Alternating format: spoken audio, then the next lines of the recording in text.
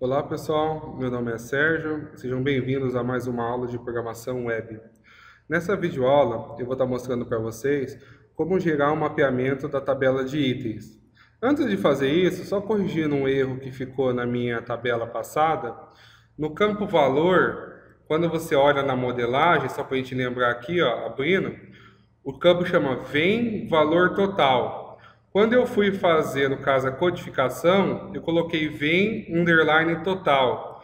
Então eu vou colocar vem underline valor underline total.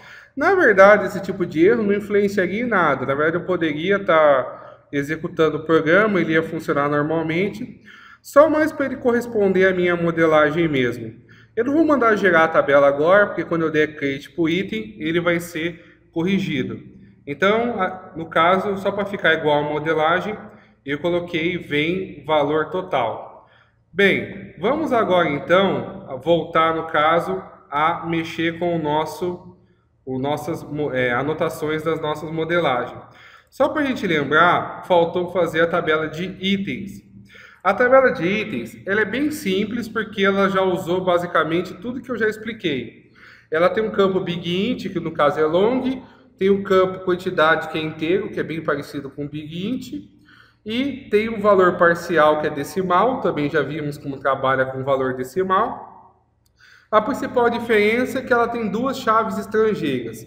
Mas, na verdade, se você sabe trabalhar com uma chave estrangeira, você sabe trabalhar com duas, sabe trabalhar com três, sabe trabalhar com N chaves estrangeiras.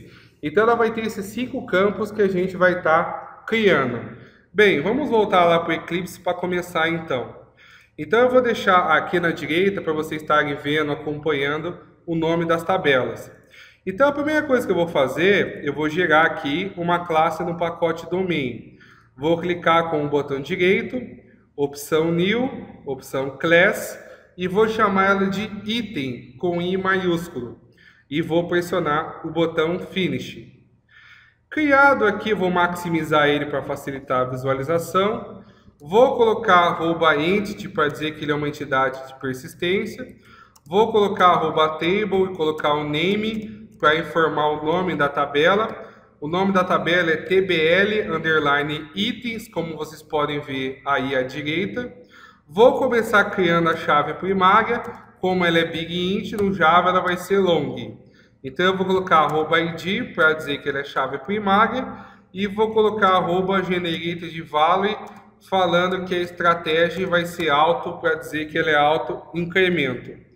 E vou colocar o column para dizer que no caso o nome dela é it_código, conforme pode ser visto aí à direita. Eu estou indo meio rápido, pessoal, porque tudo isso são coisas que eu já disse em videoaulas passadas, então eu não vou ficar repetindo, explicando bem a fundo. Então, qualquer coisa, recomendo assistir as aulas passadas aí para estar tirando as dúvidas. Aí, eu vou criar a quantidade. Então, eu vou ter, no caso, eu tenho o valor parcial e tenho a quantidade.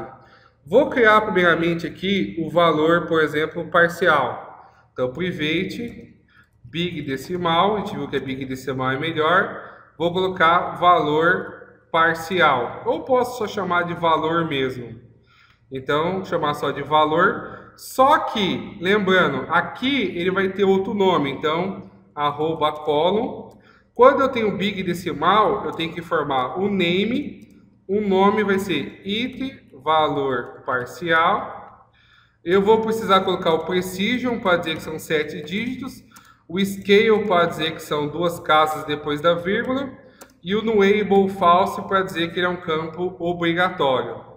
E vou definir a quantidade é inteiro. Inteiro, no caso, é integer. Então, a única diferença do long, do big int para o int, que um é long e um é integer. Ou seja, um gasta mais bytes em memória que o outro. Então, aqui vai ser a quantidade. O campo inteiro é igualzinho fazer campo, no caso, long. Então, eu só preciso informar o name. Então, o name é item, quantidade. E aí, eu vou colocar no able aqui, para dizer que ele é um campo obrigatório. E agora vem as duas chaves primárias. Desculpa, as duas chaves estrangeiras. A gente já aprendeu a fazer chave estrangeira. é só eu definir um objeto. Então eu vou precisar de um objeto do tipo produto e um objeto do tipo venda. Então eu vou vir aqui criar uma venda, e vou criar aqui um produto. Então eu preciso criar essas duas chaves estrangeiras. Para os dois eu vou colocar many to one. Vou colocar isso para os dois, many to one para os dois, porque eu tenho eu tenho muitos itens para uma venda. Lembrando que aqui na esquerda é o filho, na direita é o pai. E aqui eu tenho muitos itens para um produto. Então, por isso eu vou colocar esses dois. Aí eu vou colocar, no caso, o fetch deles como eager, para quando eu carregar, ele já carregar para mim o relacionamento. Então, só para facilitar. E vou colocar o join column para aqui definir o nome da coluna.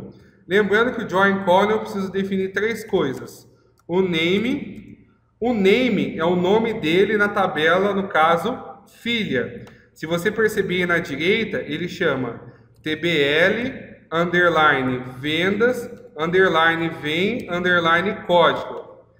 Esse daqui, na tabela filha, ele chama, ou seja, na tabela item, ele chama TBL, underline produtos, underline pro, underline código. Só para vocês estarem lembrando como é. Agora eu coloco referenced column name. Esse aqui é o nome na tabela pai, ou seja, como é o nome dele na tabela venda. Na tabela venda ele chama vem underline código. Esse aqui na tabela pai ele chama-se pro underline código. E por fim eu coloco no able para dizer se ele é obrigatório ou não. Colocar no able false nos dois para dizer que ele é, no caso, obrigatório, ou seja, ele não pode ser nulo. Pronto, está feita a minha tabela de item. No caso, não tem nenhum conceito novo, porque todos esses aqui já foram discutidos nas aulas anteriores. Agora, então, simplesmente eu vou gerar o getSet, botão direito, opção Source, opção Gets and Setters, vou pressionar o botão Select All e pressionar o botão OK. Pronto, passando aqui para vocês verem como que ele ficou. Ou seja, não tem nenhuma novidade para ser explicado. Todos os conceitos aqui já foram explicados nas outras entidades. Então, vou salvar com Ctrl S. Vou abrir o Hibernate CFG para mapear ele. Vou lá na última linha e vou colocar o item. Vou colocar o item aqui. Colocar o item, vou salvar com Ctrl S. E vou daí, no caso, abrir o gera tabela que está aqui no main. Clicar com o botão direito nele, opção Run As, opção Java Application. Agora, então, simplesmente eu vou olhar aqui no console para ver se deu tudo certo. Ele gerou para mim, ó, no meu log aqui, ele gerou para mim, ó, ele dropou as tabelas que já tinham, né? E simplesmente ele criou para mim, ó, as tabelas que eu precisava. E, no caso, ele alterou as tabelas para que elas tenham chave estrangeira. Só para a gente ter certeza, eu vou vir aqui no Workbench e vou olhar aqui no meu Local Instance. Eu tenho aqui, ó, deixa eu aumentar aqui essa área de visualização aqui, deixa eu só aumentar. Eu tenho aqui, ó, as minhas 5 tabelas, ó, tenho a tabela, no caso, todas que foram feitas nas videoaulas. Por fim, foi feita a tabela de itens. Então ela está aqui, ó. A tabela de itens está aqui, ó. Ela foi gerada, no caso, campo código, quantidade, valor parcial e as duas chaves estrangeiras. Então, com isso, pessoal, a gente fecha, no caso, o mapeamento das nossas entidades. O que eu quero que vocês façam agora, que vocês tentem pegar um projeto de vocês, esboçam uma modelagem e tentam gerar todas as tabelas.